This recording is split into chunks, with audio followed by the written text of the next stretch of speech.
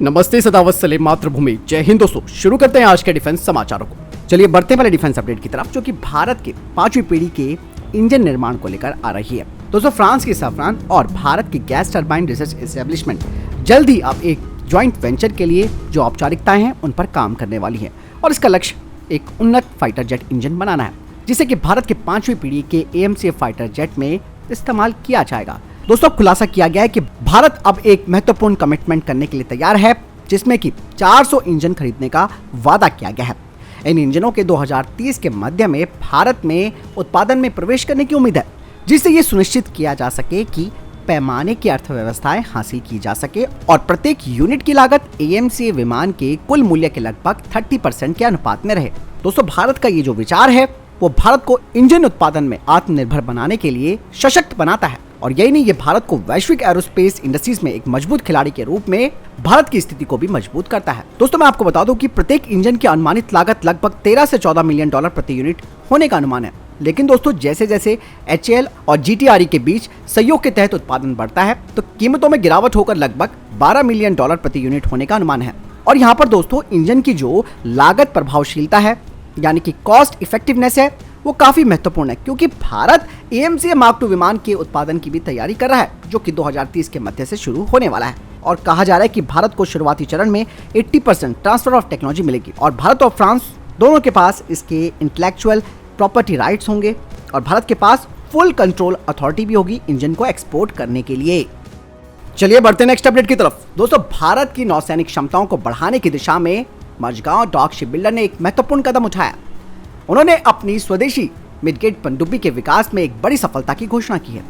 आपको मैं बता दूं कि प्रूफ ऑफ कॉन्सेप्ट के हिस्से के रूप में MDL ने अपनी भूमि आधारित पनडुब्बी परीक्षण सुविधा में यानी कि land based submarine testing facility में मिडगेट सबमरीन के प्रोटोटाइप हल का सफलतापूर्वक प्रेशर टेस्ट किया है, यानी कि दबाव परीक्षण किया है। दोस्तों भारत का जहाज निर्माता MDL ने समुद्री क्षेत्र में आत्मनिर्भरता और स्वदेशी इनोवेशन के प्रति अपनी प्रतिबद्धता का ये संकेत दिया है, जिसके तहत एक अत्याधुनिक मिडगेट पनडुब्बी के डिजाइन और निर्माण की जो यात्रा है उसे शुरू किया, जो कि भारत की बढ़ती हुई समुद्री जरूरतों को पूरा करने के लिए है।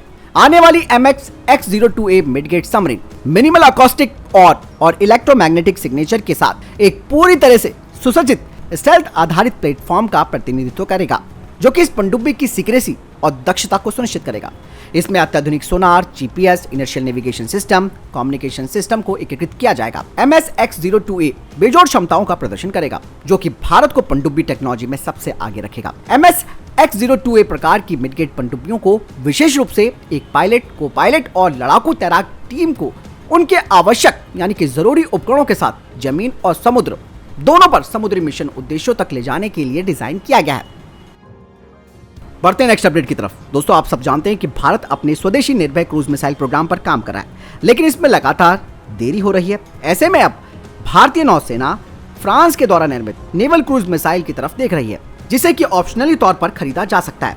दरअसल फ्रांस की turbojet power subsonic cruise missile एक बेहद घातक मिसाइल है, जो कि अपने प्रिसीजन और एक्सटेंडेड स्टैंड ऑफ रेंज की क्षमता के लिए जानी जाती है। वहीं फ्रांस की तरफ से कहा गया है कि इसे वर्टिकली लॉन्च भी किया जा सकता है। भारतीय नौसेना के वॉरशिप से भी इसकी रेंज 1400 किलोमीटर है और यही नहीं, इसे भारत की जो 6 कलवरी क्लास की सबमरीन्स है उनसे टॉर्पीडो ट्यूब के माध्यम से लॉन्च किया जा सकता है, जिसमें कि इसकी रेंज 1000 किलोमीटर होगी।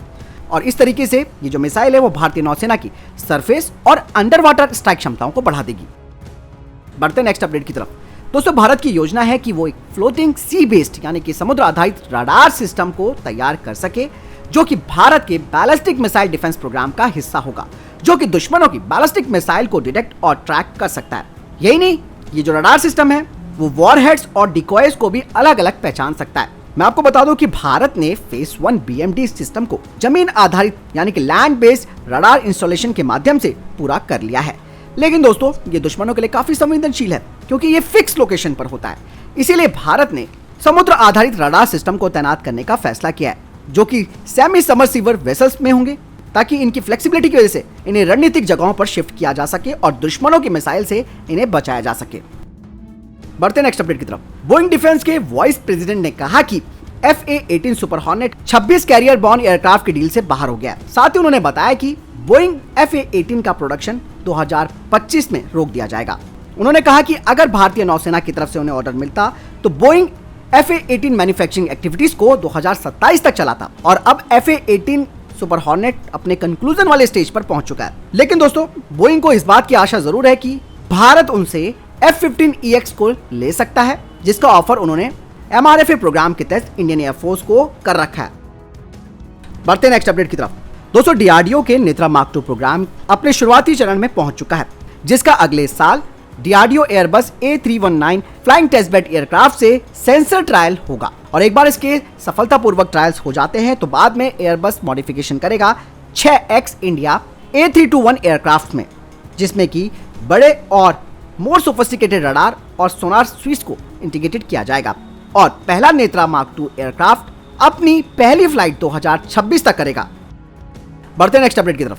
दोस्तों भारतीय वायुसेना एयरबस के साथ 5 सालों की परफॉर्मेंस बेस्ड लॉजिस्टिक एग्रीमेंट में प्रवेश कर चुका है और एयरबस कॉन्ट्रैक्चुअली ऑब्लिगेटेड है 85% अवेलेबिलिटी के साथ fleet any point in time की। आपको बता दें कि एयरबस C295 प्रोग्राम के हेड ने कहा कि उनका कोलैबोरेशन टाटा ग्रुप के साथ है, जिसमें कि वे उनको 90% टेक्नोलॉजी ट्रांसफर देंगे और जहां तक बात मैन आवर्स की है तो ऐसे में ये एयरक्राफ्ट पूरी तरीके से भारत में बनेंगे, वो भी 30वें एयरक्राफ्ट से, जिसका मतलब ये है कि देश के बाहर बाकी ऑर्डर पर एयरबस कोई काम नहीं करेगा और 14,000 पार्ट्स का स्वदेशीकरण टाटा ग्रुप के द्वारा किया जाएगा, जिसमें कि हर साल 4,000 पार्ट्स को तैयार किया जाएगा। यही नहीं दोस्तों, भारत एयरबस से C295 एयरक्राफ्ट की मेंटेनेंस, रिपेयर और ओवरहॉल हब को भारत में बनाने के लिए भी बातचीत कर रहा है। चलिए बढ़ते नेक्स्ट अपडेट की तरफ। दोस्तों भारतीय नौसेना के प्रमुख एडमिरल आर हरिकुमार जी दक्षिणी चीन सागर में एक मिलिट्री बेस पर वियतनामी नौसेना को एक ऑपरेशनल स्वदेशी जंगी जहाज कृपाण को गिफ्ट देंगे। कहा जा रहा है कि इस कदम से भारत चीन को उसी के घर में घेरने में सक्षम होगा। अन्य पड़ोसियों की तरह चीन का वियतनाम के साथ भी जमीनी विवाद है। वियतनाम की उत्तरी सीमा चीन से लगती है और इसके पूर्व में दक्षिणी चीनी सागर है। भारत और वियतनाम के संबंध बहुत अच्छे हैं और 1979 के चीन वियतनाम युद्ध में भारत ने वियतनाम की मदद भी की थी, जिसकी वजह से चीन को पटकनी खानी पड़ी। ऐसे में अब चीन को घेरने के लिए वियतनाम को भारत गिफ्ट देने जा रहा है और INS कृपाण जो कि गिफ्ट दिया जाएगा वो इसी काम आने वाला है।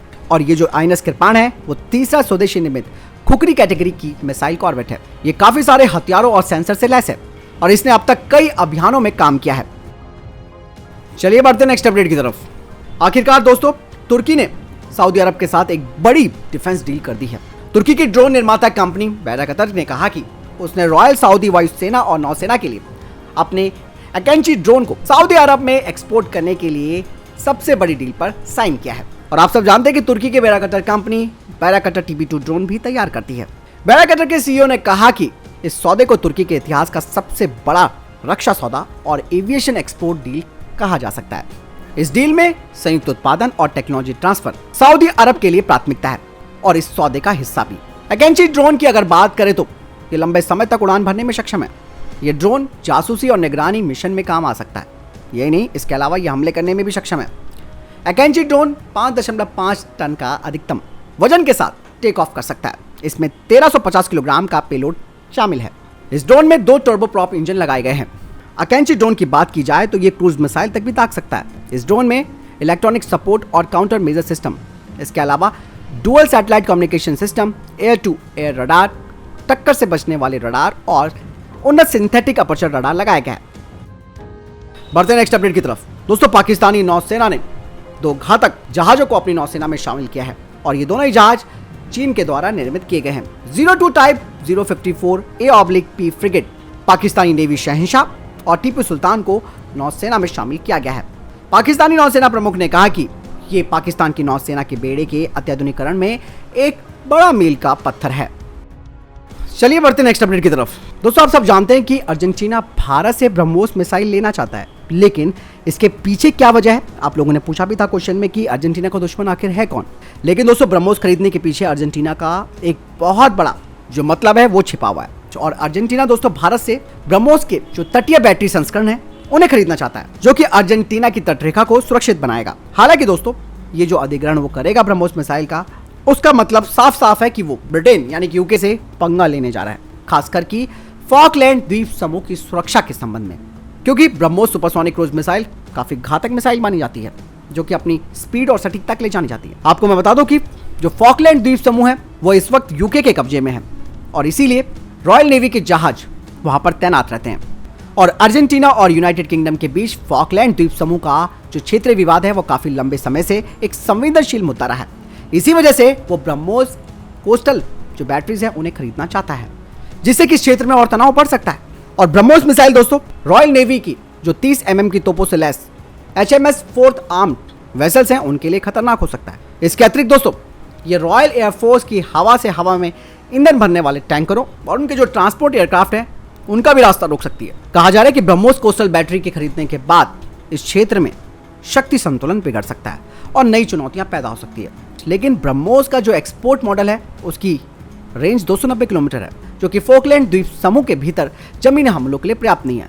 लेकिन दोस्तों ऐसे में अर्जेंटीना इन तटीय यानी कि कोस्टल बैटरीज को युद्धपोतों या फिर कार्गो शिप में तैनात कर सकता है और फिर हमले कर सकता है।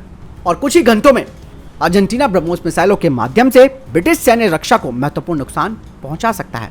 लेकिन दोस्तों अर्जेंटीना को ब्रह्मोस मिसाइलों की बिक्री भारत के लिए तो रक्षा उद्योग में आर्थिक बढ़ावा देती है, लेकिन इससे क्षेत्रीय तनाव पैदा हो सकता है। वो तो आगे की बात है कि आगे होता क्या है, लेकिन आपने समझ लिया कि ब्रह्मोस खरीदने की जो इंटेंशन है वो अर्जेंटीना की क्या है।